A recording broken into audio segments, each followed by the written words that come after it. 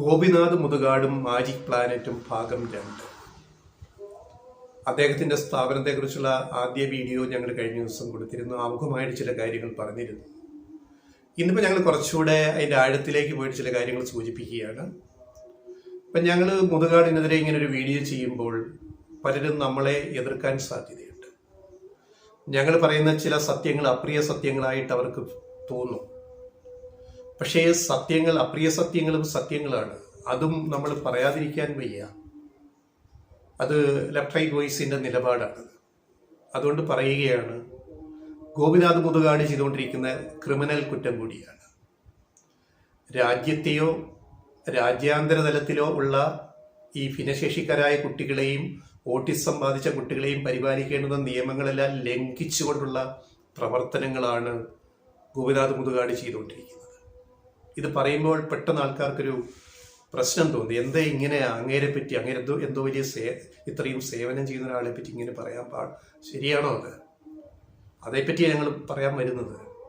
അദ്ദേഹം സർക്കാരിൻ്റെ ഗ്രാൻഡ് വാങ്ങി, കേരള സർക്കാരിൻ്റെ ഗ്രാൻഡും വാങ്ങിയിട്ട് സ്വകാര്യ വ്യക്തികളിൽ നിന്നും സ്ഥാപനങ്ങളിൽ നിന്നും കോടിക്കണക്കിന് ഓരോ വർഷവും സംഭാവനകൾ സ്വീകരിച്ച് ഈ പറയുന്ന കുട്ടികളെ, ഓട്ടിസം ബാധിച്ച കുട്ടികളെയും ഭിന്നശേഷിക്കാരായ കുട്ടികളെയും പ്രദർശന വസ്തുക്കളായിട്ട് അവതരിപ്പിച്ചിട്ട് അതിൽ നിന്നും പൈസ ഉണ്ടാക്കുകയാണ്, പബ്ലിസിറ്റി ഉണ്ടാക്കുക. ഇങ്ങനെയല്ല ഭിന്നശേഷിക്കാരായ കുട്ടികളെയും ഓട്ടിസം ബാധിച്ച കുട്ടികളെയും പരിചരിക്കേണ്ടത്. അതിന് രാജ്യത്തും രാജ്യാന്തര തലത്തിലും നിയമങ്ങളുണ്ട്. അത് പാലിക്കപ്പെടുന്നില്ല. മുതുകാടിൻ്റെ സ്ഥാപനത്തിൽ ഞങ്ങളതാണ് ചൂണ്ടിക്കാണിക്കുന്നത്. പലനാൾ ചെയ്യുന്ന അനീതി ഒരു നാൾ പിടിക്കപ്പെടും. അതിനൊരു നിമിത്തം വരണം എന്ന് മാത്രമേ ഉള്ളൂ. അതാണ് മുതുകാട് ഇപ്പോൾ നേരിടുന്നത് എന്ന് നമ്മൾ വളരെ ലളിതമായി മനസ്സിലാക്കുക. ഇനി ആ വിഷയം എന്താണ്? ഞങ്ങൾ ഉദ്ദേശിക്കുന്ന വിഷയം, അതായത് അദ്ദേഹത്തിൻ്റെ ആദ്യത്തെ സ്ഥാപനം ഏതാണ്ട് മൃതപ്രായ അവസ്ഥയിലാണെന്ന് ഞങ്ങൾ കഴിഞ്ഞ ദിവസം പറഞ്ഞു. അതായത് academy of magical sciences Poojappura തിരുവനന്തപുരത്ത് തുടങ്ങിയത്. അതിന് വലിയ കോലാഹലങ്ങൾ ആഘോഷ പരിപാടികളൊന്നും ഇപ്പോൾ ഇല്ല. പകരം അദ്ദേഹം ഫണ്ട് വന്ന് തുടങ്ങിയപ്പം അദ്ദേഹത്തിൻ്റെ ബിസിനസ് കൊണ്ട് അദ്ദേഹം മാജിക് പ്ലാനറ്റിലേക്കും ഡിഫറൻറ്റ് ആർട്സ് സെൻറ്ററിലേക്കും മാറ്റുകയാണ് ഉണ്ടായത്. അതിലേക്കാണ് ഫണ്ട്സ് വരുന്നത്. ഇവിടുത്തെ ഏറ്റവും വലിയ വൈരുദ്ധ്യം എന്ന് പറയുന്നത്, മാജിക് പ്ലാനറ്റും ഡിഫറൻറ്റ് ആർട്സ് സെൻറ്ററും ഒരുമിച്ച് പ്രവർത്തിക്കാൻ പാടില്ല. ഈ രണ്ട് സ്ഥാപനങ്ങൾ രണ്ടും പരസ്പര വിരുദ്ധമാണ്. അതിനെയാണ് ഒരുമിച്ചൊരു കുടക്കീഴിൽ അശാസ്ത്രീയമായിട്ട് കുറ്റകരമായിട്ട് ഗോപിനാഥ് മുതുകാട് കൊണ്ടുപോയിക്കൊണ്ടിരിക്കുന്നത്.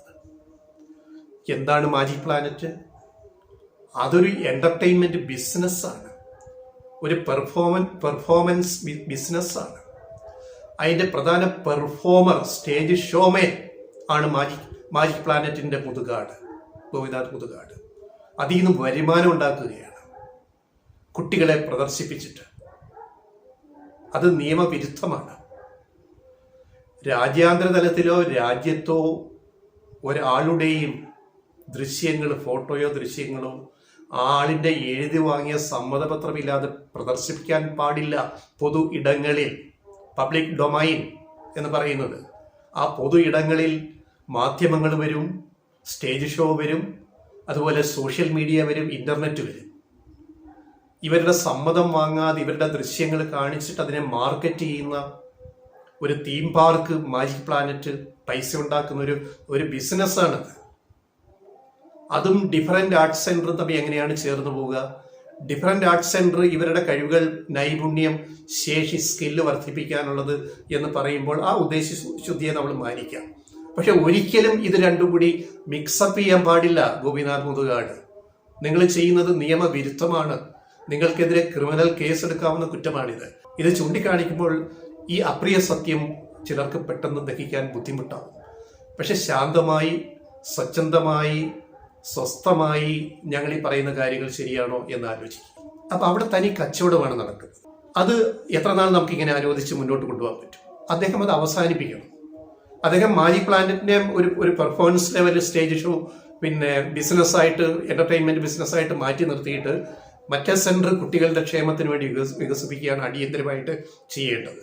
പിന്നെ രണ്ടാമതൊരു കാര്യം, ചാരിറ്റിയും സംഭാവനയുമല്ല ഭിന്നശേഷിക്കാരായ കുട്ടികളെയോ ഓട്ടിസം ബാധിച്ച കുട്ടികളെയോ മെച്ചപ്പെടുത്തി അവരുടെ ജീവിതം സന്തോഷകരമാക്കാൻ ചെയ്യേണ്ടുന്ന നിലപാട് അപ്രോച്ച് അതല്ല, ചാരിറ്റിയും സംഭാവനയുമല്ല.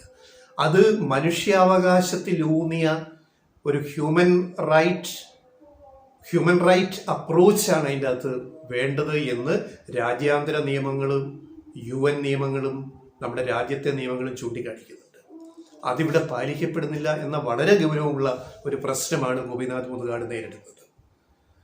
അതേപോലെ അദ്ദേഹത്തിൻ്റെ മൂന്നാമത്തെ വീഴ്ച എന്ന് പറയുന്നത്, അദ്ദേഹം മാജിക് പ്ലാനറ്റും ഡിഫറൻറ്റ് ആർട്സ് സെൻ്ററും ഒക്കെ നടത്തുന്നത് ഒരു PR വർക്കിൻ്റെ ഭാഗമായി, പബ്ലിക് റിലേഷൻസ് ക്യാമ്പയിൻ. ഒരിക്കലും ഭിന്നശേഷിക്കാരായ കുട്ടികളെയോ ഓട്ടിസം കുട്ടികളെയോ അവരുടെ ക്ഷേമത്തിന് വേണ്ടി നടത്തുന്ന ഒരു പരിപാടിയെ PR വർക്കായിട്ട് കൊണ്ടുപോകാൻ പാടില്ല. ആ പബ്ലിക് റിലേഷൻസ് വർക്ക് എന്തിനു വേണ്ടിയാണ്? എൻ്റെ ഇമേജ്, എൻ്റെ പേര് അത് വലുത്, ഞാൻ ഇല്ലെങ്കിൽ അല്ലെ എൻ്റെ കാലം കഴിഞ്ഞാൽ പ്രളയം, ഞാൻ മാത്രമാണ് എല്ലാം എന്നുള്ള ആ ഒരു സമീപനമാണ്, വളരെ തെറ്റായ സമീപനമാണ് ഗോപിനാഥ് മുതുകാടും അദ്ദേഹത്തിൻ്റെ സ്ഥാപനങ്ങളും കൊണ്ടുപോയിക്കൊണ്ടിരിക്കുന്നത്, നടപ്പിലാക്കിക്കൊണ്ടിരിക്കുന്നത്. അത് അദ്ദേഹം അവസാനിപ്പിച്ചിട്ട് ഈ PR മോഡിൽ നിന്ന് അദ്ദേഹം ഈ പറയുന്ന സാമൂഹിക സംഘടനകൾ ചെയ്യേണ്ടുന്ന പ്രവൃത്തിയിലേക്ക് അദ്ദേഹം മാറണം. ഇമേജ് ബിൽഡിംഗ് അല്ല അവിടെ വേണ്ടത്. അതിന് മാതൃകകൾ വേറെ കേരളത്തിലുണ്ട്.